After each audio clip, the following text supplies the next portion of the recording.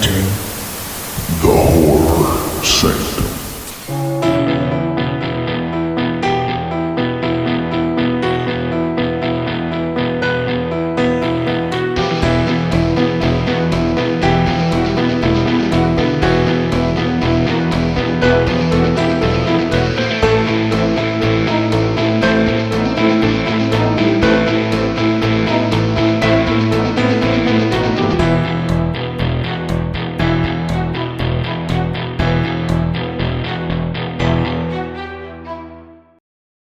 Hello and welcome back to the Horror Sanctum podcast. I'm Jay with John, Kellen, and TJ.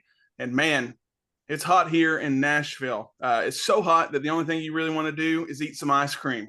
Luckily for us, we have everyone's favorite ice cream man on the show with us today, the one, the only, Mr. Clint Howard. Clint, welcome to the show and thank you so much for joining us. Well, thank you, Jay. That was a great introduction. Kind of a little segue in there, and I'll take it. Thank you. Awesome. So, if you're listening, watching us, you've seen Clint somewhere. You've been in over 200 films, TV shows. A few highlights: Jim Carrey's The Grinch, Ice Cream Man, the original Star Trek series, The Wraith. Rock and Roll High School, Evilspeak, which is my background. Johnny Bart from Arrested Development. That may be the first time I saw you and knew you for you. You know what I mean? Like I was in high school when Arrested Development started, so I'm like, I know that guy. But over 60 years in the, or I guess it's around 60 years in the business. You have a book that you co-wrote called The Boys, which Kellen has been reading this week. And I want to get started by saying you worked with so many fantastic people. You worked with Nicolas Cage, Tom Hanks, Jim Carrey. And, I'm sure working with people has their pluses and their negatives, but I want to know what it was like working with the Chihuahua and the Siamese cats on Ping, which I watched this week. And it's not a bad movie. It's Home Alone, obviously, but they recognize that in the film and even reference Home Alone. But I watched it today and you have some interaction with little Chihuahua and two Siamese cats. And let's just start with that somewhere fun and light. Like, what's it like working with animals like that? Well, listen, if I recall, which this was quite a while ago, but I didn't actually have a lot of interaction with the Siamese cat. I mean, I believe I heard somewhere that he didn't want me looking at him. So it was in his rider. Yes, it was in his rider. But the little dog was great. The little Chihuahua was a blast. And I had a really fun time working on that movie with Judge Reinhold, who, he's a mensch. We both realized exactly where we were. We were in the middle of a cute little comedy where it was a dog instead of Macaulay Culkin, and yet Shirley Jones was in the movie. Mm-hmm. And what a treat. I mean, listen, Shirley Jones, my brother worked with Shirley Jones on The Music Man, and I had seen Shirley Jones throughout the years, and we've always been really friendly. And then getting to work with her there, that was a blast. And that was a fun movie. And it was Ping, a cute little movie for kids, ages 4 to about, 12 or 13. I think once you hit puberty, Ping sort of loses its luster. A little bit, yeah. Well, like I said, I watched it for the first time this week, and it was a lot of fun. Like you take it for what it is, Wait, you just went through puberty? That too. He did. That too, yeah. Yeah. Listen, I appreciate that. And, that's one thing that I've recognized about my career, and I recognized it a long time ago, the array, the variety of work that I've been blessed to have over time. I mean, my goodness, from being one of the littlest character actors you possibly could have, being in Star Trek at the age of, 6 years old, to going ahead and being in my horror movies, but then getting to be in kid movies, The Grinch, Ping. I've been in a number of, I was in a really, if you guys can find it, it's really a fun Christmas movie called Santa with Muscles. Oh, yes, Hulk Hogan. Yes. It's a great one. Yeah. Classic. Yeah, no, Steve Valentine, who was a really nice guy, and Don Stark, the Don Stark, the guy that was my nemesis in Evilspeak. Mm-hmm. He was in Santa with Muscles, and it's just, a cute little movie. And it was also designed for the, prepubescent kind of people, such as yourself, Jay. Yeah, thank you. Sorry, my voice is cracking.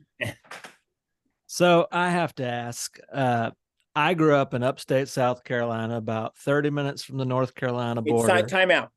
I didn't realize South Carolina had an upstate. Well, it's not much of a state, so It's called all North kinda, Carolina. it's all kind of upstate. That is true. We just separated it out. Of course, where I grew up in what they call the Deep South, they call North Carolinians damn Yankees because it's the North. But Andy Griffith and the Andy Griffith Show is practically like the gospel where I grew up. I've seen every episode multiple times, and before I even knew who Clint Howard was, I had that image of the cute kid with the PB&J sandwich. You had to have been like a toddler when you first started. How old were you when you first started on that show? Well, that's another gigantic wow as far as, reflecting back and realizing what my career has sort of been. I was 2 years old. My first day of employment was, I think it was December 11th, 1961, which I was two and a half years old. And that makes it so I've been in the business, 62 years now, 61 going on 62. I just turned 64. So anyway, I have no memories. I have no memories of working on the show, although I became friends with and developed relationships with most of the people that worked on the show. I was fortunate enough to, spend some time with Andy towards the end of his life. And I had a couple of wonderful phone conversations and a couple of times where I was in the presence of Don towards the end of his life. And what special people, and Ron, speaks so highly of his time from the time he was, I believe, in the first grade through the 8th grade. He was working on the Andy Griffith Show, and, obviously extremely formative years. And it obviously didn't hurt Ron. The experience for him was very special.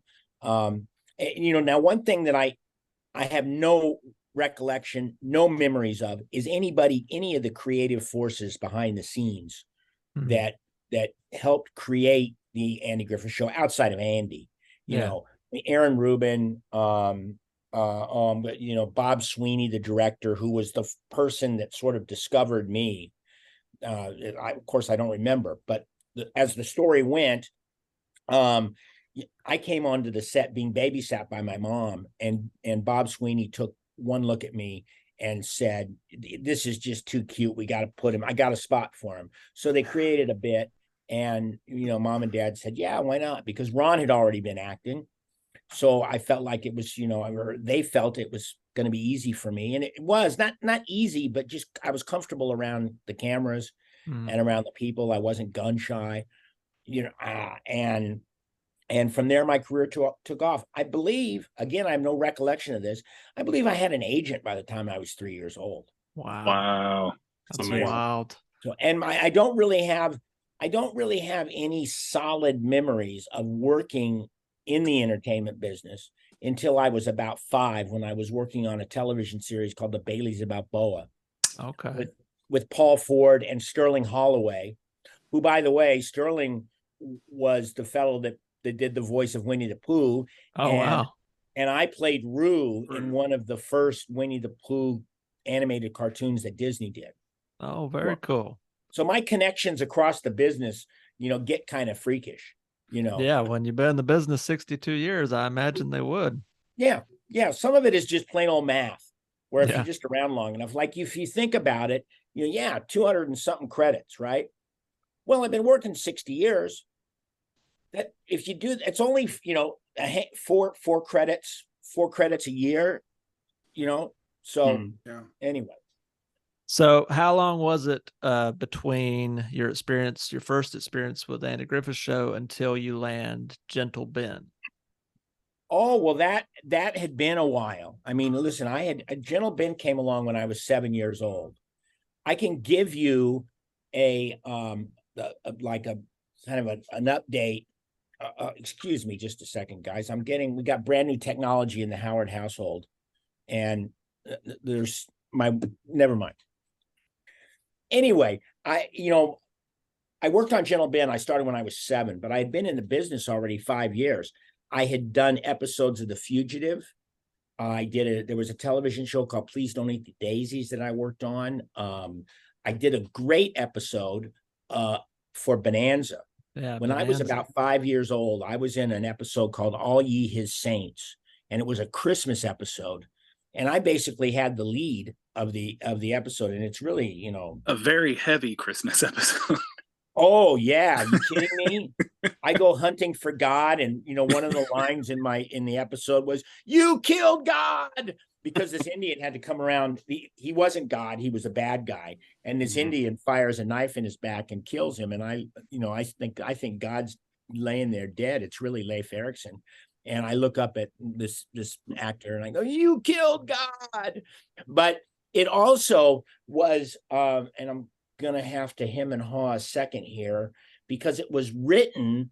That episode of Bonanza was written by the same guy who wrote a great TV movie called Brian's Song.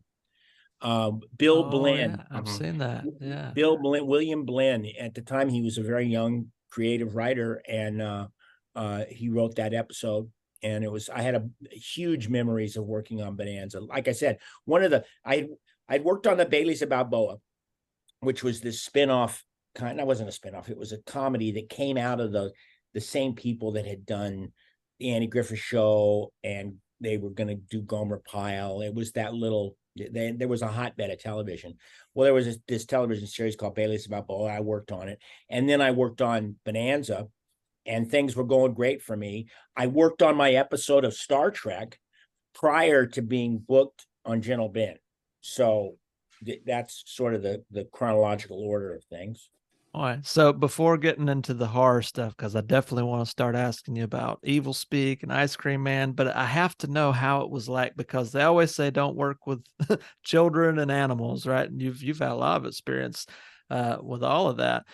But how was Ben? Because was it cool working with the bear? Did you have to deal a lot with the handlers? How was that experience working with the bear? Well, it was cool. There's no denying it was cool. There was some problems with working with the bears, but we had 3 bears that we worked with. There was the main bear was named Bruno. And then there was another bear that was the primary second bear, and his name was Buck. And then they had a bear that didn't really look like either one of them, and his name was Drum, and Drum only did water stuff. It seemed like that Bruno and Buck really didn't like operating in water, but they found this one bear that loved to swim around. So anytime there was water scenes, it was Drum. It was hard. The hard thing is, Bruno was a 650-pound black bear, and Buck was probably a 550-pound black bear. And we were filming down in Florida, and it was hot. And so these bears were always suffering a little bit from just being out in the elements. I mean, they would keep them cool. They would keep Bruno under the shade. They would keep, but yet, my goodness, it was taxing for him, But the animal trainers were great. I have wonderful memories of working on Gentle Ben. The Rico Browning, who just recently passed away, and he was one of the creatures from the Black Lagoon in the original movie. Oh wow. He was the creator of Flipper. Ivan Tors loved him, and he ended up directing a lot of episodes of Gentle Ben. So this up and down, the whole crew, everybody down there in Florida was absolutely great. Dennis Weaver was a great dude. Here's a little side note. Dennis Weaver was the person that introduced my mom and dad to each other back when they were going to the University of Oklahoma. When my mom and dad fell in love, it was Dennis that he put them together in a scene study class. Dennis was an upper division drama major at OU, and he was running a scene study class. And my dad was a freshman, and my mom was a sophomore. And Dennis handed sides to the two of them and said, "Study this scene." And from that point, the sparks flew. Well, later on, he was playing my dad in this television series, Gentle Ben. So, wow. Lots of great memories from Gentle Ben. And it was the first time in my career that, I like going down there and working. And when the show got canceled, we all thought prematurely because it wasn't doing that badly in the ratings. It had been a great show when the first season, and the second season it had slipped a little bit, but it still was doing well. But CBS yanked it off the air.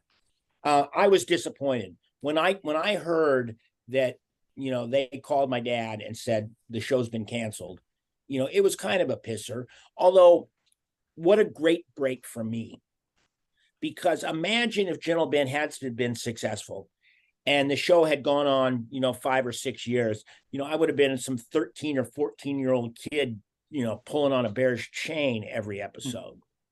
You know, and I guarantee you that I would not have enjoyed it. You know, I enjoyed it when I was 8 years old and 9 years old.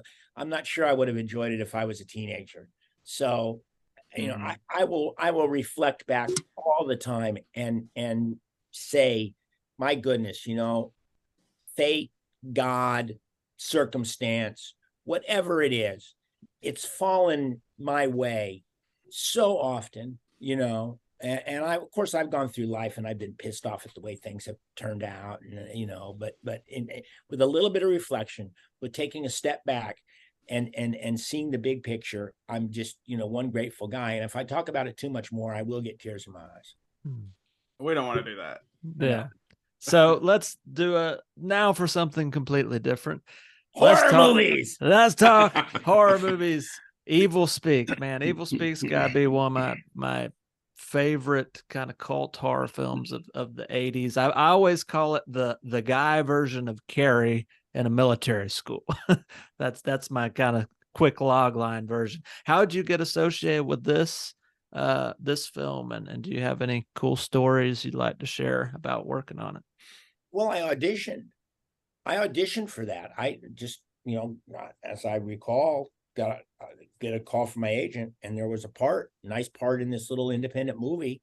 And you know, I went in and I auditioned. And later on, I ended up, you know, becoming friends with Eric Weston, the director. He just kind of consider him a colleague. Eric has told me later that the minute I went in and auditioned, you know, they said, "Oh no, we got to hire him." And so I didn't realize that at the time. You know, I read the script. I had concerns about the script, you know, because listen, you know, the character gets possessed by the devil and cuts people's heads off. You know, conjures up pigs to go and do his bidding, and you know, there's lots of death and destruction. And after I auditioned, and after I, you know, read the script, of course, and then, you know, I went and had a conversation with my dad about it, because at this point I was, think, 20 or 21 years old, and I said, "Dad, you know, this script there's a lot of stuff in here that's a little, you know, I don't know, man, you know." And Dad read the script, and he thought it was a pretty good script. He enjoyed it. You know, he said, "No, this is going to work." But as far as the dilemma of, do you work in something like this or not? And I'll never forget Dad telling me, he said, "You know, Clint, if you don't do the part, somebody else will. You know, you turning down the role is not going to stop this movie from getting made. It's just a movie. It's a fantasy. It's fiction. It's what we do. We dress up and we play these games." And so, you know, I took the role and had a great time. You thought I had a great time. I said I had a great time working on Gentle Ben. Working on Evilspeak was really, you know, an awesome experience, because I was number one on the call sheet. The thing really revolved around Stanley Cooper Smith. I became very close with the director, Eric Weston, and also the cinematographer, a guy named Irv Goodenough, who has since passed on. And you know, the three of us created this kind of, you know, trio of people that we plowed through that movie. And it was a, you know, low budget independent movie. It was so low budget that they made me buy my toupee. It was that was a toupee in my career I needed a toupee. And they said, "No, you need one, and we're not going to pay for it because you're going to get to keep it at the end of the movie." So I went to see, the guy's name was Ziggy, and he was a wig maker in Hollywood. Went down and got fitted. The toupee was about yay big, you know, it wasn't very big. And now I don't think it would fit anywhere close. As someone who kind of become follically challenged early, Yeah, I can relate to that. yeah. It's the solar power of my sex machine. Yeah, there you go. I'll go with that. Yeah. So the Evilspeak was great and creative, and I had fun, and I thought it was a good movie. And you got to do wire work. How long Yes. were you on those wire? Like the whole like climactic ending sequence where you're cutting off dudes' heads. You're on these wires for how long? Well, with the magic of movies, I wasn't on them continuously. There was one massive day. It took us, I think we shot in that church, the inside of that church for 3 days. And it was a church that was about ready to get condemned. That's how they were able to get it. And they dressed it up and made it look really nice. There was one day that I worked for more than 24 hours consecutively. And that was my wire work day. And I was up on the wire for, probably 6 or 8 hours of the time. Of course, they let you down. They let you down and you get to unhook and everything. But I was up, and it was Christopher Reeve's rig. Oh, really?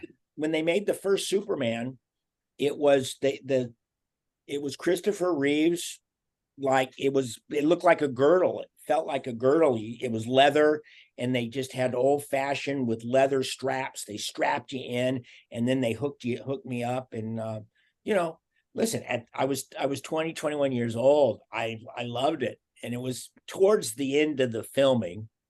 And by that point, it was really just grind, got to do it. And it was Eric and Irv and I made a lot of creative decisions about that movie on the fly, and so I remember being really stimulated and involved creatively, and it was fun. And it opened great. It was the number one movie in Los Angeles when it opened. It was the number one movie in New York. It was a small little distribution house. It wasn't a big studio that distributed it. So they didn't quite know how to make it just giant, but you nailed it. It was like a male version of Carrie, mix in the military stuff. And of course, you've got the whole, Catholic, good against evil thing. And again, I thank you. It's just, I'm very proud of that movie. Oh, yeah, you should be. It's absolutely become a cult classic for good reason. And another one of your great cult classics. I probably watched this in the 90s for the first time. The Ice Cream Man. How did you get approached, or did you just audition, or what was the story of coming to the Ice Cream Man? Guys, it was another audition. It was another audition. And once Norman Apstein, the director, it was, I think we shot it in 1993 or 1994. And once they saw me, they said, "Oh no, he's perfect." I went in and nailed the audition, and it was a scale job, just like Evilspeak was a scale job. But listen, I come from my dad, and work is great. Work is wonderful. And if somebody offers me an opportunity for gainful employment, I take it if I'm not, busy doing some other gainful employment. So I worked on Ice Cream Man, had a great time working on it. Norman Apstein was the filmmaker, was the director. And we had a blast. It's a, and we knew at the time it was a little cheesy, a little campy. I mean, it was, and it of course, it kind of fell through the cracks. It didn't get any kind of theatrical distribution, and it came out on video. I didn't realize it for about 10 years. I didn't know that it was going to become a cult classic, and I see why. I go to a lot of horror conventions and stuff, and there is just such a smile on people's face when they come up and meet the Ice Cream Man. Or there'll be now grandfathers will be bringing their grandchildren to the table so they can meet the Ice Cream Man. And before they watch it, and I'm thinking, oh my God, is this movie appropriate? Is this movie really appropriate for a 6-year-old to watch? I'm not sure. But That's great. I got to develop a really good, lifelong friendship with Norman, the director. And as a matter of fact, Norman and I are in the process of putting together another Ice Cream Man. We're going to make another Ice Cream Man movie. It has The only similarity is I'm being hired to play the Ice Cream Man. It's a different character, different backstory.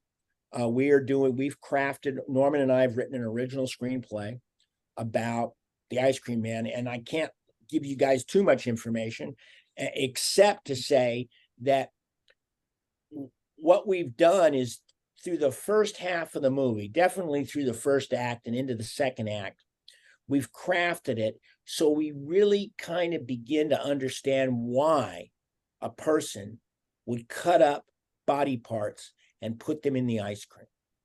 Why does a guy end up going this direction? In the original Ice Cream Man, which again we make virtually no reference to, the guy was just nuts from the beginning.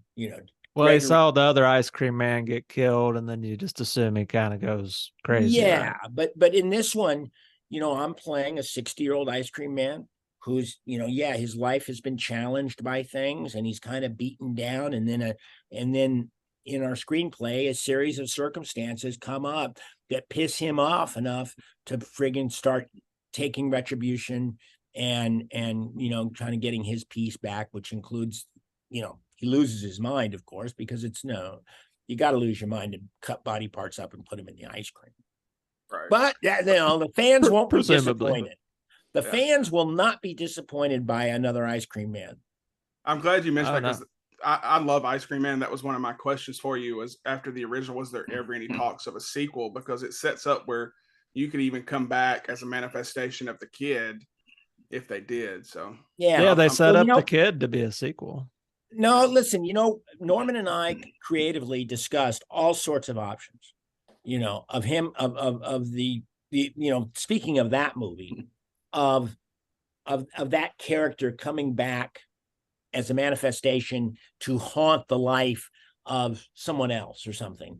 And we just decided, we go, no, honest to God, we didn't believe in that movie enough. We just thought, why not just do something completely different and completely fresh? And we have, and it's fun. Listen, I wish I could talk about it, but we've creatively been working on it for about a year. Right now we're in the middle of the Screen Actors Guild Writers Guild strike, which really doesn't slow us down, because at this point we're really not a production entity right now. But we're sort of in a little bit of a pause, but we certainly have, we are going to gear back up, and we seem to have people very interested in funding it. We got a great cast lined up. Everybody's also, I've got a lot of colorful characters lined up that have said yes, they'd love to be a part of Ice Cream Man, and we're looking forward to doing it. It's Norman Apstein and my wife Clint Howard. She's one of the producers, and she's just a dynamo kind of person. She's she doesn't come from the film world. She actually, my wife is a former professional prize fighter. Oh wow! And, yeah, wow. She's got a great story, but that set aside, I have an instinct that she's going to be a great producing partner. So she's also one of the producing partners, and then myself. And as of right now, I haven't shot any footage, but I'm going to direct the movie. Oh, awesome! Well, absolutely. You consider this as the pre-invite. Once all the strikes are done and you've done the production and it's ready to do the press and stuff, you got a show to come on and promote it hard, and we'll do all the things we can for it. Well, I thank you. I certainly will circle back. My goodness, we ended up, I'm kind of a blowhard. We ended up talking so much about my career as a kid. We didn't really touch on, we Evilspeak. We brushed on Ice Cream Man. I've been in a lot of other horror movies. Recently I was in Rob Zombie's 3 from Hell, which was a really fun turn. And although you've been in a few Rob Zombies, right? Yes. Yeah. Rob and I are friends, and he hired me for the first time in Halloween. And he's a good dude. He really is. I like the cut of his jib. He works real hard. And, I'll tell you what, this is going to sound weird. Rob Zombie to me reminds me a lot of Adam Sandler. Really? Yeah, I'll tell you, because I worked with Adam on Waterboy and Little Nicky. And when I worked on Waterboy, again, I auditioned for the role, and then I ended up getting booked, and I ended up meeting Adam at a big table read before they started filming. And, you know, Kathy Bates was there and the whole gang was there. Henry was there. And it was that was a fun experience. But when I got to working on Waterboy, I knew Adam had been in Saturday Night Live, and he had made a couple of films. I thought he was going to be distracted. I thought he was going to be on his cell phone. I thought, well, this kid, he is so much about the work. He is so much about putting on his work clothes and going to work. He's funny. He's a natural born leader, but he does not take any energy from anything. Adam only adds. The same could be said for Rob. You know, you see Rob Zombie on the movie set and you think, my God, this guy's a maniac. You know, he looks more like Charlie Manson than a movie director. And yet, you know, when you start working with him on the set, he's all about the work. He doesn't get on his cell phone. He's not distracted. He knows how to focus, you know, and he certainly does not direct like a rock and roll star would direct. So, I was impressed. I was impressed with him, you know, and his work ethic, and I just like him as a person. I just, I think Rob is cool. So anytime there's a Rob Zombie project that I know about, or he'll either call me. In fact, I had one bit of a bad little break. Last year, I had the opportunity. He hired me. He wanted me to be in his movie, The Munsters. You know, Rob made a recreation. He retold kind of the Munsters, and he did a color version and it's very much of a sitcom version. And I was hired to play Lester. Oh, wow. The werewolf uncle. And I had just had a revision surgery on one of my artificial hips. And it went well, but the filming was going to be like 4 weeks after my hip surgery. And the insurance company that was insuring the movie would not insure me to go over to Budapest to work on the movie. So a little bit of a disappointment because, you know, Rob had sort of, you know, hired me, and then they had to unhire me because they couldn't get insurance on me. But, you know, we'll work again. That's certainly true. Maybe Monsters too. Yes. Well, yes, Monsters too. Anything. You know, Rob is. I really love the way Rob thinks, and you know, he certainly has his fingerprints on his movies. You know, he certainly makes loud movies. And listen, I got to do this. I got to tell one Rob Zombie story because this is about the horror films. Of course, I worked on 3 from Hell, and I got 2 days of employment. One day when I was alive, I played Mr. Baggy Britches, and I was this clown that happened to accidentally come upon this home invasion where ultimately everybody's going to get massacred. So, and I think I'm going to 1217 Ardmore Lane, and I'm really going to I end up at 1712 Ardmore Lane, and Otis, the character of Otis, played by Bill Moseley, has a gun to my head, you know, and they bring me in, and they basically have now kidnapped me, and they tell me that if I can make them laugh, because I'm dressed up in a clown, I think I'm going to go entertain 12-year-old kids at a birthday party. So these guys they've got their kidnapped victims, and they got the 3 nasty guys are right there with guns. They say, if you can make us laugh, we'll let you go. And so my character, I'm nervous as all get out, and I'm doing my routine, and the routine's not going good, and the hostages are not laughing, and the dudes are not laughing. And then after a couple of beats, it looks okay. You know, Otis, Bill Moseley, picks up his gun, and he walks towards me, and he puts the gun right to my head like he's going to kill me, and I piss myself. And the one of Bill Moseley's partners goes, "Look, the clown pissed himself," and Bill Moseley laughed. And he goes, "Shit, I laughed." And I look at him and I go, "Does that mean I can go?" And he says, "To clown heaven," and he shoots me in the head. So I had 1 day of employment being alive, and then I'm laying there dead as the carnage happens at this house. It was the prison warden's house. Mm-hmm. So anyway, the second day of employment, I'm there, and I'm laying there, you know, dead. And they're doing the staging of the thing. So Bill Moseley is literally walking around kind of pantomiming what he's going to be doing, killing people. And he's walking around the set going, bang, bang, bang.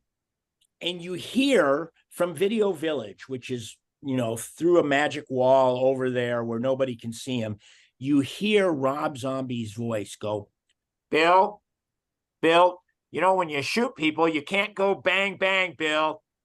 No, you don't say bang, bang.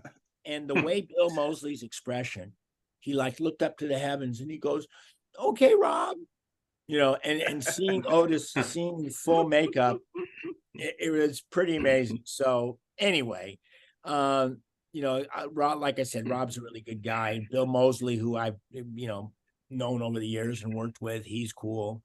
Danny Trejo was in that movie and he's a good dude. Fun to be part of that community.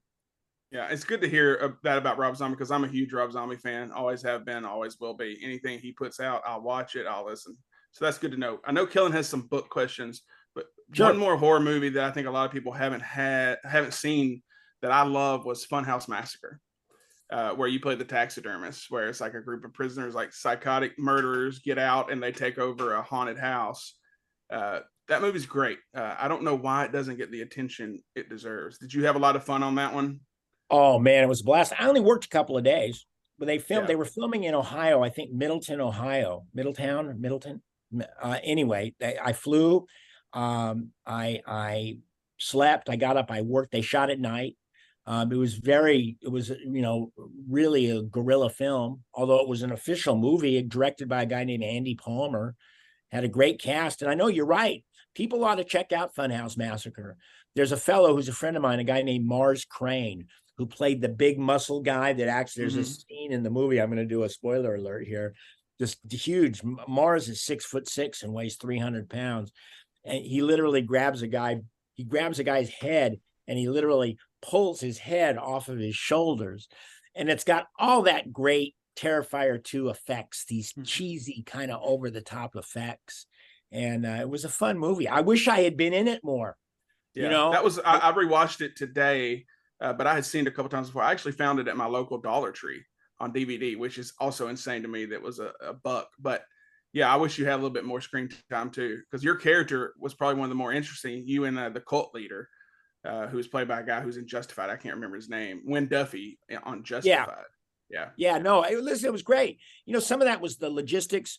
Some of the size of my role was the logistics of the economics, because, not to go into a lot of details, my agent and I asked for a certain amount of money per day, and they were willing to pay it, but only for 2 days.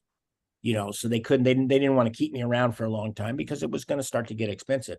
It was a great group of people. And again, this guy, Andy Palmer, the director, was, great guy to work for. He assembled a really good team. Talking about the movies, I love being a part of the film business. When you really get into the trenches and start making a movie, there is just something really cool about it.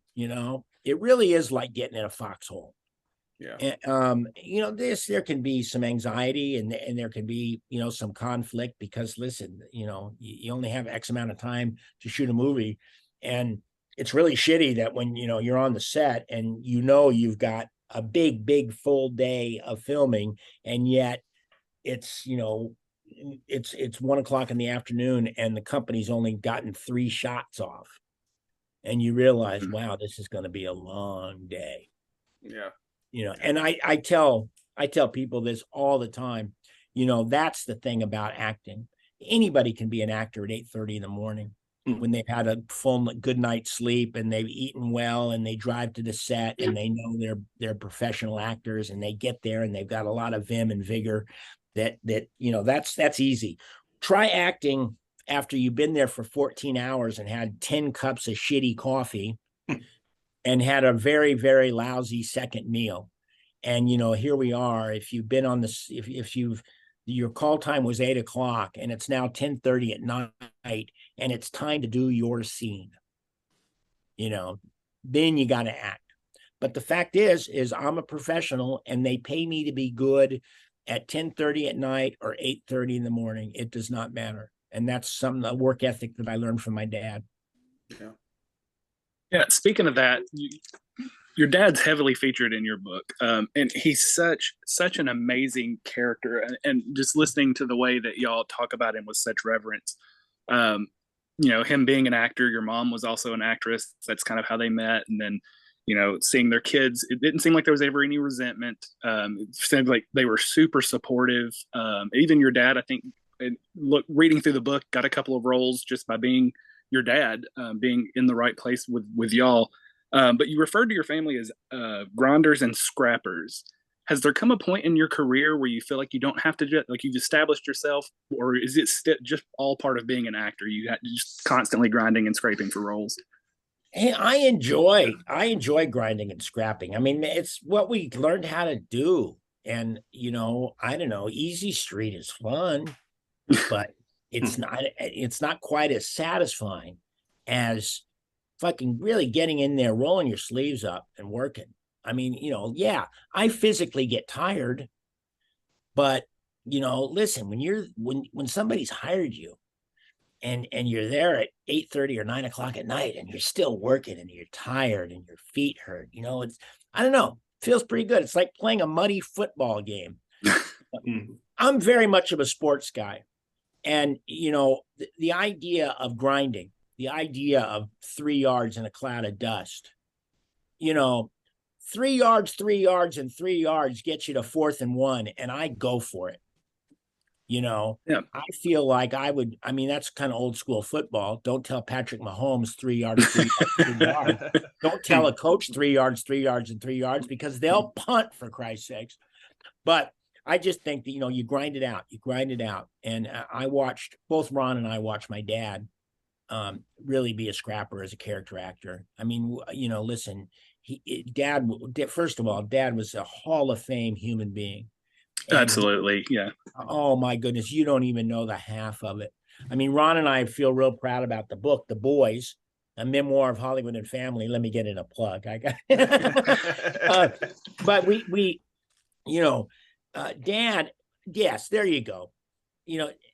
Dad, things didn't turn out dad's way. When dad got bit by the show business bug when he was about 12 years old and ended up, first he went to the University of Oklahoma, and then he went to New York, and then he came out to LA, and he had his kids and they got into the business. He never resented us at all. He never once, and he wanted to do great things. No one ever breaks into the business and says they want to be a character actor. They want to be a 3-line guy. Dad had his dreams to be a star. Tom Mix, Gene Autry. And it just, listen, it only happens for a handful of people. And yet, he found his niche. He always loved to do it. Mom and him made a great team. Mom was super supportive of him the whole way. Mom passed away, prematurely at the age of like 70 or 71. But dad kept going. Dad remarried and had this wonderful life till he was 88, 89 years old. I got to work with my dad on the last thing he really did. It was a movie called Appleseed. And it was a little independent movie that my dad had the lead in. And in fact, I think it Showtime ended up showing it for a while. And I believe the rights have come back around, and the producers and the director a guy named Michael Worth, they managed to get the rights back, and they're going to release it on Blu-ray. So I would encourage anybody, interesting movie where my dad was the star. And I play a great role. I come in at the end of the movie, and I don't want to give it away, but I have a great scene with my dad.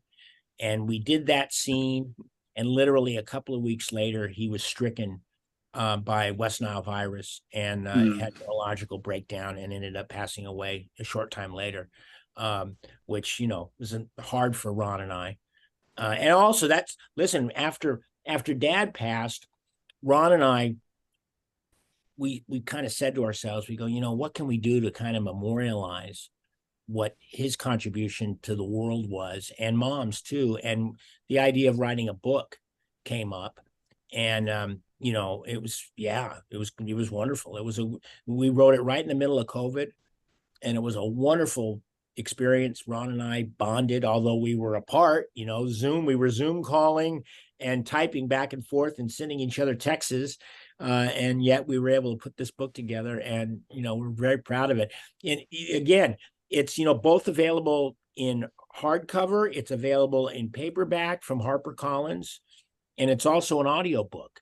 So if people who are interested in my brother's career, my career, it's a great, we're, like I said, we're real proud of it. I think it's, a really solid book. And it's fantastic. Yeah, it comes across.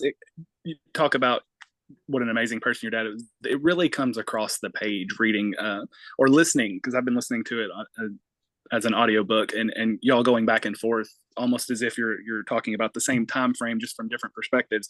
But yeah, your dad just comes across as such an amazing human being. So congratulations on that, and just what a wonderful book to not be the typical Hollywood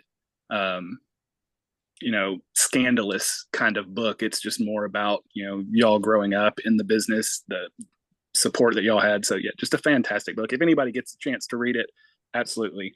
And it's really honest. Couldn't recommend it more. We really didn't have a lot of scandals. We really didn't, listen, the Griffith show was a great experience. Andy, tip of the spear in such a great way. And listen, we could sit here and talk.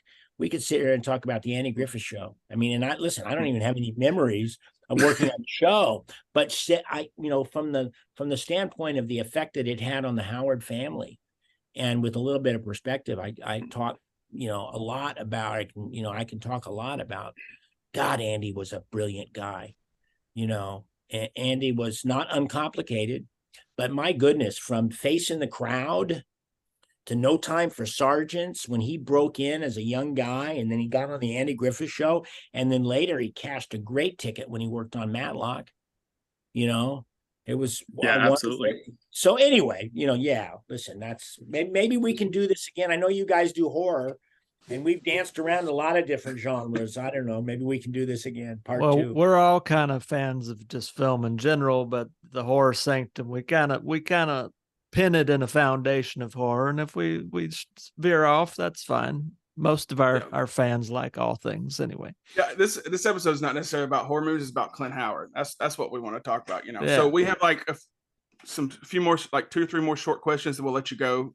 Sure. Go back to your family if you're. I've got a question. Is that a pentagram behind you? It's from Evilspeak. Jesus God. We were just conjuring Clint Howard. We thought that's how we could go on the Zoom call. It was here when I moved in. I don't know. Weird. It worked, didn't it? It worked. So you conjured and I came. And we greatly appreciate it. And in talking about the Andy Griffith show, you were also a character who ended up becoming a huge character further on down the road on the original Star Trek, Baylock.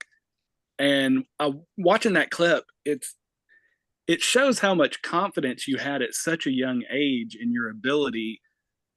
Where did that come from? Where did that confidence come from? Because in that role, you're playing with 3 adults, and you just command the screen at 6, 7 years old. It's really fascinating to me. Well, listen, mom and dad and the environment that I grew up in, the experiences that I got to watch, I would say by osmosis. I mean, listen, I was acting, I'd been potty trained, but I wasn't much past potty training before I was, in front of a camera, and it was all very natural to me. And Dad encouraged us. It was all about preparation. It was all, Dad had us really prepared, not like trained circus animals or anything like that, but, he explained sort of in parent to child terms what the psychology of it was. And acting is really very simple. You listen to what the other characters are saying. You really listen, and you understand where your character has been and where your character wants to go. Because there's one thing, human nature, everybody's got a motive. Everybody has an intention. And if you and Dad sort of was able to instill that in Ron and I. And then with preparation, I remember being really young and being really confident, not cocky, but confident. And I could tell. In fact, when I worked on Bonanza, And I have a direct memory of this. It's not just me telling a story about it. I remember I worked with Michael Landon and I worked with Dan Blocker a lot for like about a week and a half we shot up in Tahoe. And then we came down to the sound stages in Warner, I think it was Warner Brothers. We came down to the sound stages and we did some scenes in the houses and stuff. And then I was introduced to Lauren Green. And I watched Lauren Green act, and he seemed like a nice guy. He smelled good. Oh yeah, you know the sense of smell was really big for me. That but I looked at his acting and I thought, this is a little cheesy. Here I was a 5-year-old kid saying this is cheesy. This actor was cheesy. So I had confidence. Very cool.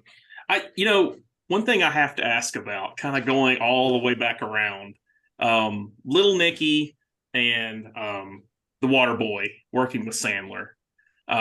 You have some of my favorite characters in those movies. I love the Nipples character. I love in the Water Boy. When you're on the set and you're doing that, is it just everybody's laughing and you're just having to like stay serious for a minute, or are you so in character that you just block all that out? Because it's hilarious every time I see your characters in those movies. Well, you block it out. I mean, of course you block it out. I mean, that's the discipline of being an actor. Yeah. Adam and the whole team there created a wonderful environment. Adam is a very creative guy, and it's certainly a team effort. And I knew I had nailed Nipples. Yeah, definitely. I knew I had nailed Nipples. And listen, by the crew's response with my work on Waterboy, because that's what you get. You have to, especially in a comedy, when you do a scene, nobody's laughing, and yet afterwards, the smiles on their faces, and they laugh. They'll chuckle and they'll go, "That was really good." You get confidence that it was good, and like I said, it was the environment that Adam helped create that made those two opportunities really special. Definitely, and they're really memorable. I know you were talking about, the idea of the character actor, right? But I can just tell you personally that when I see you in a movie, I'm instantly like, this is going to be awesome. Like every time I see Clint Howard, it's just like, it's going to be good. I think about like The Wraith. I love that movie. And I think your performance in that is like so good. Like I just really enjoyed that movie. What was that like working on that set? Was that a pretty good experience for you? Did you have a lot of memories from it, or was it just kind of like another on The Wraith? Yeah. On The Wraith. No, The Wraith was a great experience. I mean, over the years, Charlie and I have remained friends. Dave Sherrill, Nick Cassavetes, Jamie Bosian. There was one of those movies that, normally when you work on a movie, you exchange phone numbers and stuff, and you never talk to the people again, or you never bond. The Wraith was a bonding experience. And I enjoyed working with Randy Quaid. I had a great scene with Randy. And even as a kid, Randy was one of those guys that I always kind of wanted to work with and emulate. Randy's gone another direction a little bit, but I really loved working with him as an actor, and it was a fun experience, and I appreciate that movie. When it came out, I was a little disappointed, but that movie holds up really well. When you see it now, it really is a cut above. Great music. Charlie's interesting. Nick, the gang, Mike Marvin, the director, did what he needed to do to get that thing done. And, outside of a few fantastic special effects shots, there was no real CG in the movie. All the racing stuff was done, practical. Yeah. So, it's incredible. I mean, I really do think it's like a cult classic, honestly. The one last thing I wanted to ask about, because I read this and I wasn't aware of this about you. You formed a new wave rock and roll band called the Kempsters. Could you talk about that a little bit? I just was not aware of that. That was my last question. You stole my last question. Well, listen, guys, there's the CD that I put together years later.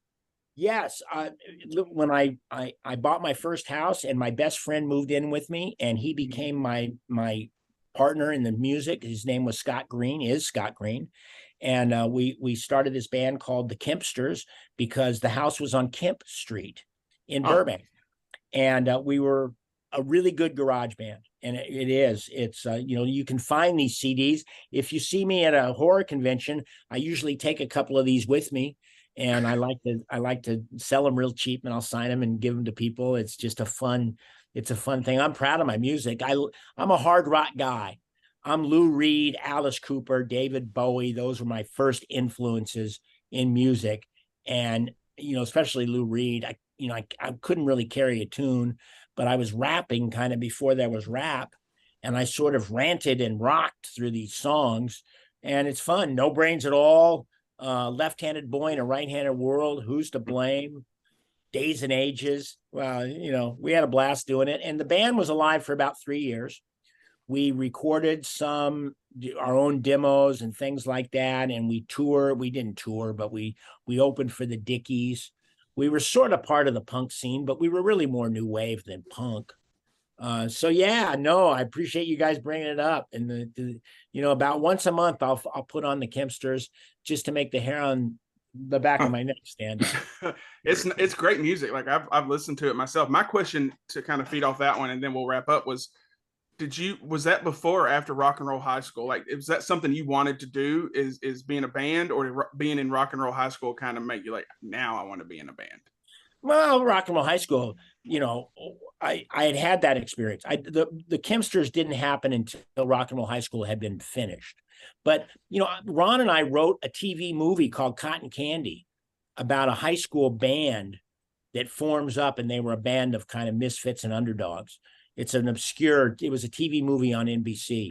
So, music had always been a part of my life. And my best friend, Scott, self-taught guitar player. And it just kind of became the thing to do. We were enjoying some adult libations, probably before we were adults.